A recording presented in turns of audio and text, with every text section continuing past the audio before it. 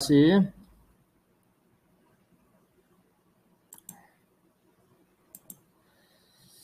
그 서구의 독일, 프랑스, 영국 이 정당들이 신자유주의를 받아들였죠. 그 과정에 대해서 한번 보겠어요. 개량화되는 과정, 신자유주의를 받아들인 과정.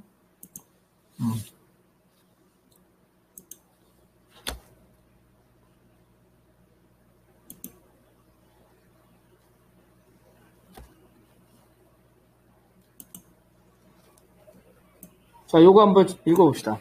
서구의 좌파 정당은 세계화 신자유주의 구조 아래서 일국적인 총수요 관리 정책이 더 이상 작동하지 않자 계속 타협적인 개인주의 복지국가를 유지할 수 없었기 때문에 사회적 대타협에 근거한 코퍼러티즘을 포기할 수밖에 없었다. 2차 대전 이후 20년 동안 노동계급을 기반으로 하는 국민정당으로서 사회민주주의 정당은 비록 수정주의 노선을 걸었지만 계급정당 노선에서 본질적으로 이탈하지 않으면서 성장할 수 있었다. 하지만 1970년대에 이르러 물가가 급등하고 국제 경쟁이 치열해지며 코퍼러티즘의 전제가 되었던 경제 성장이 멈추고 재정 적자가 누적되자 자본과 보수 정치는 위기 극복 방안으로서 세계화와 자유화를 확산시켰고 일국 내 자본과 정부를 기본 타격으로 설정해왔던 노동조합과 공세는 큰 힘을 발휘할 수 없었다. 결국 좌파 정당과 최상급 노조는 자본가 밀급에게 사회적 대타협 전략을 더 이상 관철시킬 수 없었다. 자, 요거는 왜냐면은 복지국가 모델이 복지국가 모델이 왜 붕괴했냐를 보는 거야. 복지국가를 왜 붕괴했냐. 지금 유럽에서 복지국가 모델 붕괴했죠. 신자유주의. 다시 말해서 신자유주의 이 문제인데, 2차 대전 직후 20년 동안 서구는 어때? 서구는 급성장을 했어요. 급성장. 우리 한국 급성장했죠? 한국으로 칩시다. 한국으로 치면은, 80년부터, 거의 90년대 말까지. 80년대, 70년대 말에서 한국도 그렇죠? 90년대 말까지 급성장했죠? 그때 임금 엄청 올랐죠? 한국. 노동자들 임금 많이 올랐어. 이때 대기업 노동자들이 이제 억대로 넘어가게 되잖아요. 이렇게 한 것처럼 유럽에서도 이때 급성장을 하게 되면서 소위 말하면 파이를 나눠 가질 수 있다는 거야. 파이를 나눠 가졌다. 누구랑? 자본가랑. 노동자와 자본가가. 이게 복지국가 모델에 근거했다는 거예요. 근데 이 성장이 멈추죠. 우리 지금 성장 멈췄죠. 성장이 멈췄어. 성장이 멈추니까 더 이상 나눠 가질 파이가 줄어든 거예요. 줄어들었어. 그래서 이제 자본가들이 양보를 안 하죠. 야, 우리 먹을 것도 없는데 무슨 노동자 니네 임금 올려주냐? 안 되겠다. 그러면서 자본시장이 어때? 자본시장이 국제화되죠? 자본시장이 국제화돼. 이렇게 되면서 자본시장 국제화된다는 건 뭐냐면 경제 정책을 일국 차원에서 경제 정책을 일국 차원에서 유지할 수 없다. 이렇게 되는 거야. 다시 말해서 경제 주권이 약화됐다. 우리 어때? 똑같이 생각하면 IMF, 그죠? IMF 때 어때? IMF 때 경제 주권 없어졌죠? 영국도 IMF 겪었어요. 영국도 구조조정 겪었어요. 영국도 구조조정. 그러니까 뭐라 그래? 김대중이 그러잖아. 노동자야, 우리가 니네 월급 올려주고 싶은데 지금 세계 경제야. 세계 경쟁 시대야. 그지? 세계 경쟁 시대. 우리가 올려주고도 못 올려. 금융도 자유라. 그죠? 무역도 자유라. 우리가 대통령이 난데, 노무현이잖아. 내가 대통령인데 내가 해주고 싶어도 못 해줘. 왜냐면 세계에서 경쟁해야 되는데 어떻게 내가 해주겠니? 이렇게 되는 거야. 그래서 일국 차원에서 사회적 대타협, 지금 나눠먹기가 불가능해진 거야. 나눠먹기가 불가능했다는 건 뭐야? 복집 모델이 불가능했다는 거죠? 복집 모델은 나눠먹기니까, 그죠? 복집 모델이 불가능해졌다. 그러면서, 진보정당이 어때? 신자유주의를 받아들였죠? 신자유주의. 영국 노동당, 독일 3인당 다 받아들였어. 신자유주의 수용. 뭐라고 하면서 수용했어? 제3의 길이다. 이렇게 합니다. 자본주의도 아니고 사회주의도 아니고 제3의 길이다. 이렇게 수용을 했다는 거예요. 그 사회적 대타협이라는 건 뭐냐면은, 이런 거야. 총연명이, 뻥파업을 하는 거야, 뻥파업. 뻥파업을 하면, 자본가와 국가가 어때? 일부 양보하는 거야, 이런 식으로. 이게 이게 사회적 대타협이야. 근데 이제, 신자유주의는 어때? 뻥파업해도 자본가와 국가가 양보해, 안 해? 안 하는 사태가 들어진 거야. 그래서 노동조합의 힘이 약화가 되는 거지. 그래서 좌파정당과 총연명이 사회적 대타협, 즉 자본가와 국가로부터 양보를 받아내기 힘들어지는 이런 게 된 거예요. 그래서 사회복지국가 모델은 어떤 모델이냐면 이런 거죠. 어떤 게냐면 국가가 돈을 많이 쓰죠? 국가가 돈을 푸는 거죠. 그렇잖아. 복지정책이니까. 복지정책. 그래서 재정 확대 정책. 이걸 케인즈주의라고 그래. 케인즈주의 정책. 더 이상 국가가 돈을 풀지를 않아. 이것이 파탄난 거야. 케인즈주의 정책이 파탄났다. 즉, 국가가 돈을 푸는 정책. 가난한 사람, 이런 사람들 연금, 의료복지, 영국, 프랑스, 독일 이런 복지체제가 상당히 많이 무너졌어요. 이렇게 케인즈주의 정책, 국가가 돈을 푸는 재정 정책이 파탄이 됐다는 거예요.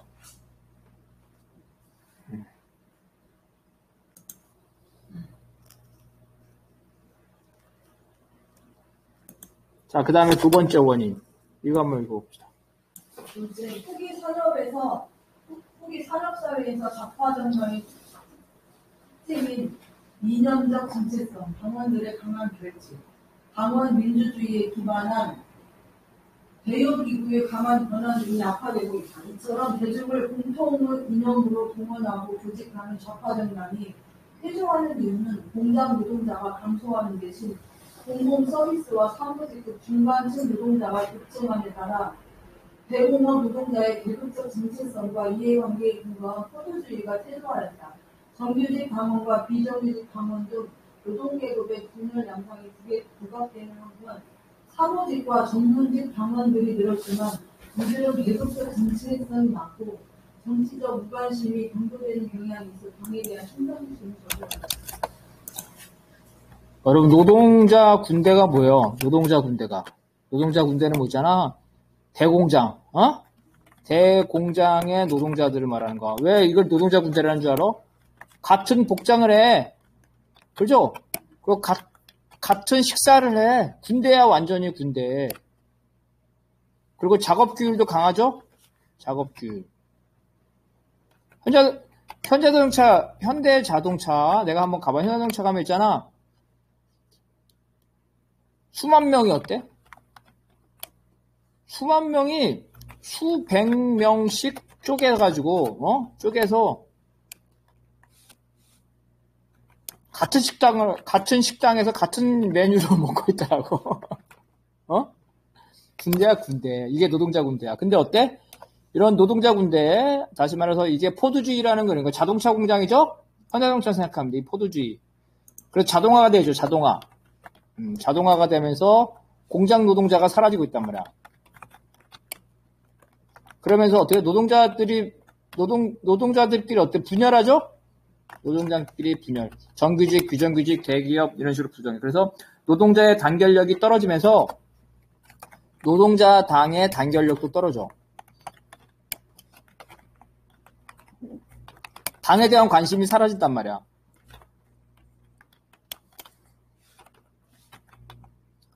더 중요한 건 있잖아. 저출산 고령화 사회.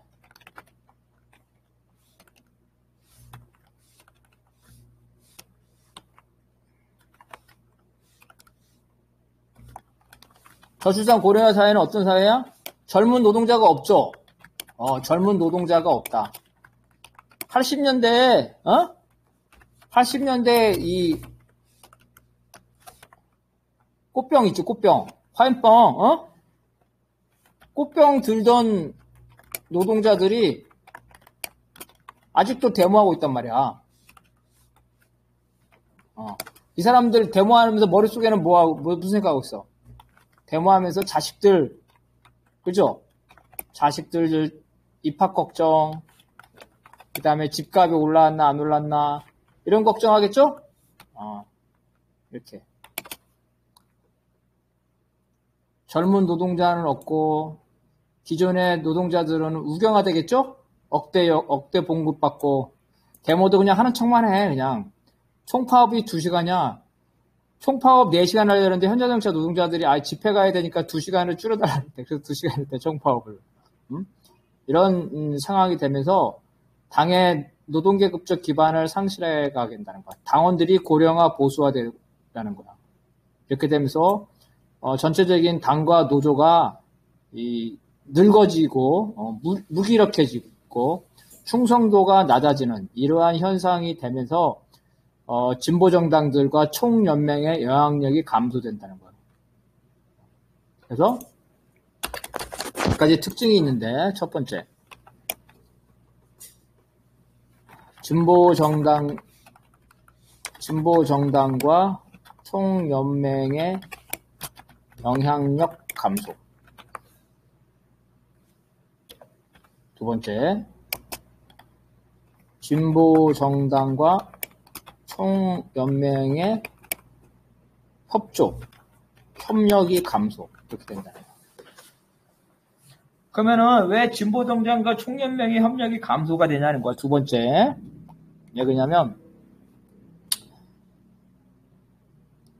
자, 영국이나 독일이나 보면 노동자 표가 엄청 많죠? 노동자 표가 결집하면 집권해, 노동자당에. 독일 3인당이나, 영국 노동당이 집권한단 말이야. 근데 집권하고 나서는 어때? 집권하면, 어때? 노동당 3인당이 어떻게 해야 돼? 집권하면 노동당 3인당의 자본주의 국가를 망하게 만들어야 돼? 잘 운영해야 돼? 그렇지. 자본주의 국가를, 원래 사회주의는 자본주의 국가를 망하게 만들어야 되는데, 망하게 하는 게 아니라 자본주의 국가를 안 망하게 잘 운영해야 돼. 그죠? 잘 운영해야 돼. 그러면 노동자들이 월급하거나 파업하면 돼, 안 돼? 그래서, 이 노동당 3인당이 집권하면 노조에게, 야, 임금 인상하지 마. 파업하지 마. 그죠? 네, 절제할 것을 요구해. 그럼 노조는 어때? 한 번, 두 번은 들어주겠지만 계속 그 같은 요구를 들어주겠어요? 안 들어주겠어요? 한 번 정도는 참지만, 그죠? 이게 반복된단 말이야. 유럽에서 이게 반복됐단 말이야. 몇십 년 동안. 이게 반복되면 안 참어. 그죠? 그래서 파업을 해. 노동자가 파업하고 표가 분산되죠? 그러면은 노동당 3인당이 어떻게 되겠어요? 집권을 못하고 재집권에 실패하겠죠. 그래서 이런 과정을 통해서 어떤 생각을 하게 되냐면 총연맹은 야, 우리가 노동당 3인당을 공식적으로 지지하면 그 당이 집권할 때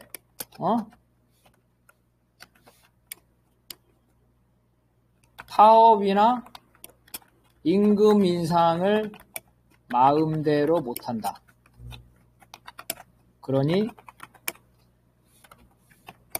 책임이 없는, 그죠? 책임을 안 지는 비공식적인 지지만 한다. 이렇게 되는 거.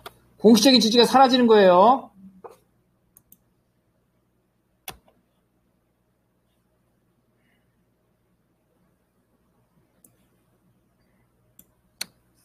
자, 요거 한번 읽어봐요. 중요한 거니까. 노동당 3인당이 자본주의 국가를 잘 운영, 노조에게 임금 인상, 파업 절제할 것을 요구.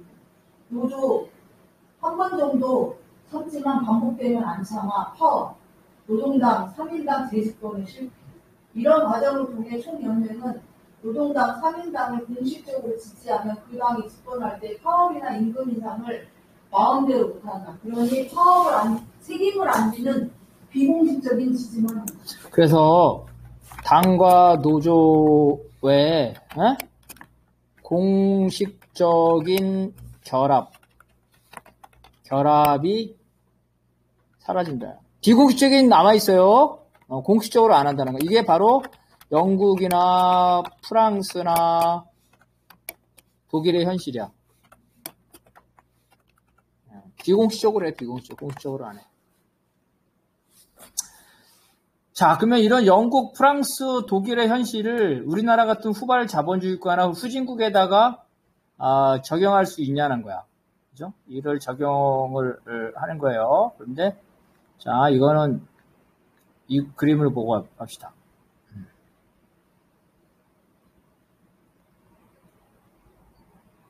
그래서 개발도상국에서 자, 개발도상국도 과연 사회주의, 삼인주의, 그죠? 제3의 길, 그래서 국민정당 이렇게 되는데, 다시 말해서 지지자로 노동자당, 그죠? 노동자, 농민의 민중정당, 그 다음에 일하는 사람들의 정당, 그 다음에 중간층 정당,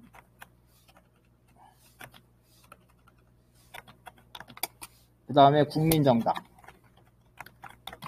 원내에서 본다면은 원내 소수정당, 그 다음에 원내 지출에서 소수정당,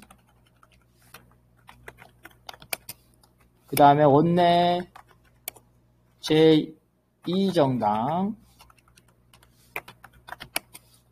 그 다음에 집권정당, 그 다음에 집권과 실각을 반복하는 정당. 이런 서유럽은 이렇게 바뀌었단 말이야. 그러면은 한국이나 제3세계에도 이런 관계를 따라가는지 그걸 한번 보자는 거야.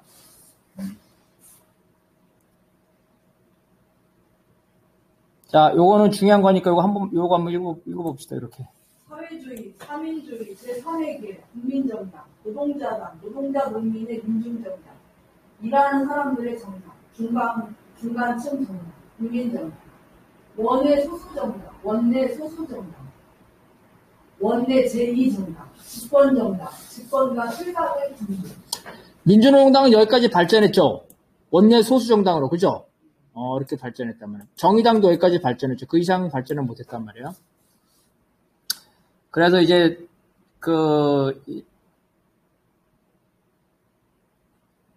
이거를 보는 거예요. 보자. 보기 화면 확대 좀만 줄여보자. 150%.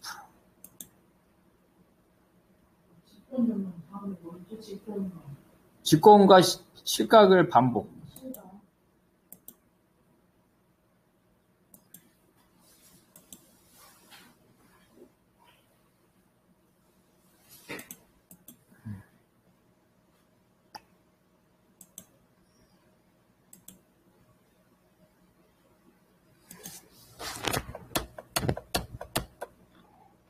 자, 보이죠? 그래서 민주노동당이나 필리핀 공산당을 한번 보자는 거야. 어? 그죠? 민주노동당은 어때? 원내 소수정당에서 더 이상 발전하지 못했죠. 그래서 그걸 지체형이라는 거야. 지체형. 그러면은 영국, 프랑스, 독일은 집권까지 가고 원내 이전에 왜 민주노동당은 더 이상 발전을 못했냐는 거야. 그 이유는 뭐라 그랬어? 첫 번째는 반체제 세력의 일부만 제도화됐어. 그러니까 반체제 세력이 되게 많잖아. 근데 그 중에 일부만 제도화되고 나머지는 아직도 반체제 세력. 이게 필리핀 공산당이 이런 거야. 필리핀 공산당의 세력이 큰데 전부 다 제도화 된 게 아니라 일부는 제도화되고 일부는 반체제로 여전히 남아있어. 이게 필리핀 공산당의 경우는 이런 거예요. 민주노동당은 왜 그래? 선거 제도가 불공정하죠? 득표율이 13%면은 얼마야? 13 곱하기 3 하면 39명. 의원이 40명이 돼야 돼. 근데 의원이 10명밖에 안 됐잖아. 그죠? 제도정당. 즉, 지배 세력. 민주당과 국민의힘 같은 이 지배 세력놈들이 민주노동당 같은 제3세력이 크지 못하게끔 자기들한테 유리한 선거제도를 하는 거야. 불공정한 선거제도. 진입장벽. 그래서 발생지에서 더 이상 발전하지 못하고 있는 거지. 그죠? 그래서 이런 상태를 보면 필리핀 공산당 같은 경우는 아직 완전히 제도화가 되지 않았기 때문에 소수 공산당. 그죠? 여기는 공산당의 성격을 가지고 있어. 아직도 일부는 반체제 세력이고 일부는 체제 지향적이고. 근데 민주노동당은 다 체제에 순응했죠. 민주노동당에 무슨 반체제 세력 없었잖아요. 그죠? 그래서 3인당이야. 체제에 순응해가지고. 그러면서도 소수 정당으로 남은 거야. 그거는 불공정한 선거제도 때문에. 그 다음에 두 번째는 비약형이 있는데, 여러분, 남아공 민족회의 알아요?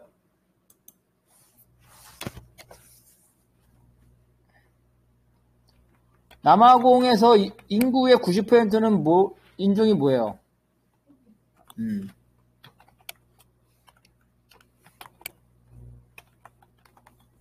흑인인데, 선거권이 없었어. 그래서 어때요? 선거권이 없으니까 어때? 소수 백인이 집권했겠죠?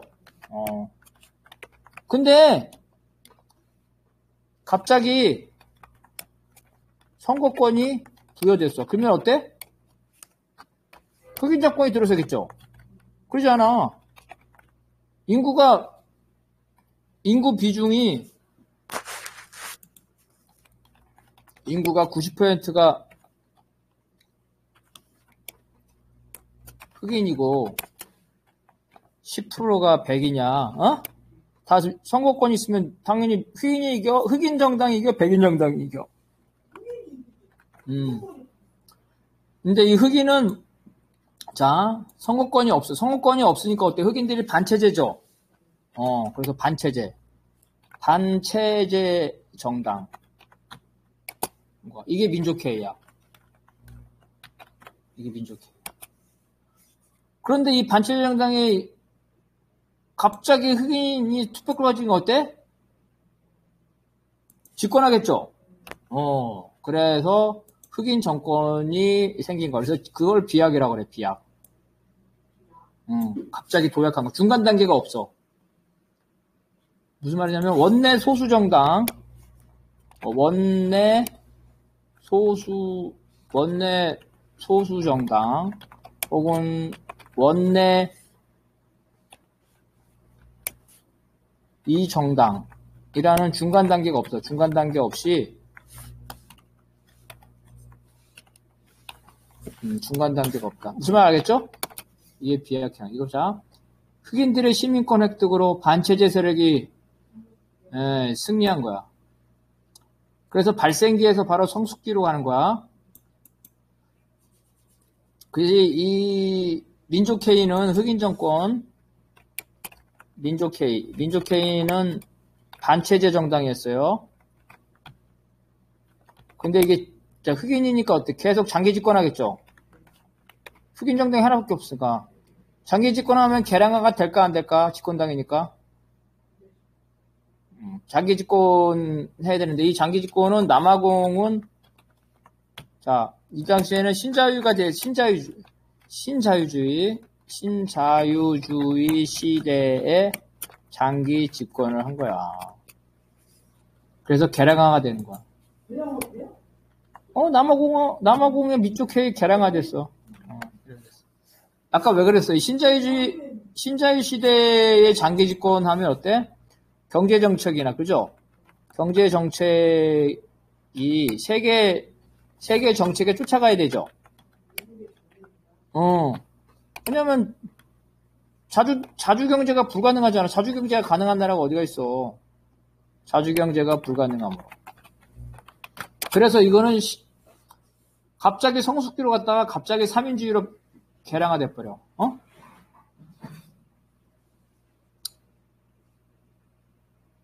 그 다음에 압축형은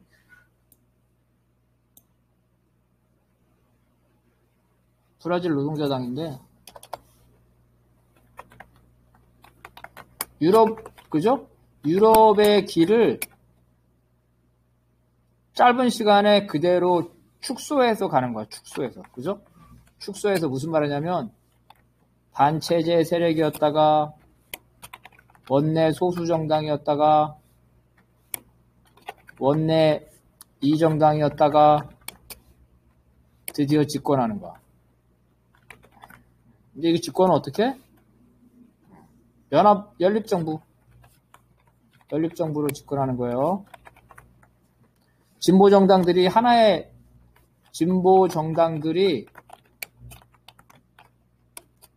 선거연합 정당을 만든 거야. 이렇게 집권했어. 이거를 압축형이라고 그래요. 무슨 말이냐면 유럽이 거쳐왔던 길을 골고루 거치되 아주 짧은 시간에 한다는 거예요. 그래서 브라질 노동자당도 결국은 여러 번 집권하면서 룰라가 결국은 삼인주의를 받아들일 수밖에 없어. 아까 다 무슨 문제가 되냐면 고립경제가 가능한 나라가 뭐가 있겠냐고. 그죠? 고립경제가 불가능하다. 옛날에는 사회주의 국제경제가 있었죠. 사회주의 국제경제가 사라졌단 말이죠. 이제는. 중국이 뭐 사회주의 국제경제 해요? 자기만 사겠다고 그러지? 중국이 뭐 조선을 많이 도와주나 안 도와주지? 미국 눈치만 보고 있지. 그래서 브라질에서도 결국은 집권을 통해서 개량주의, 삼인주의로 바뀔 수밖에 없었다는 거예요. 이게 이제 그래서 정리하면 개발도상국에는 유럽과 똑같지 않다. 나라마다 다 다르다. 한국의 경우에는 불공정한 선거 제도 때문에 원내 소수 정당에서 발전하지 못하고 있다. 이게 한국의 경우라는 거예요. 자, 일단 여기까지 한 다음에 좀 질문이나 의견. 다음에는 너무나 내용이 다른 거기 때문에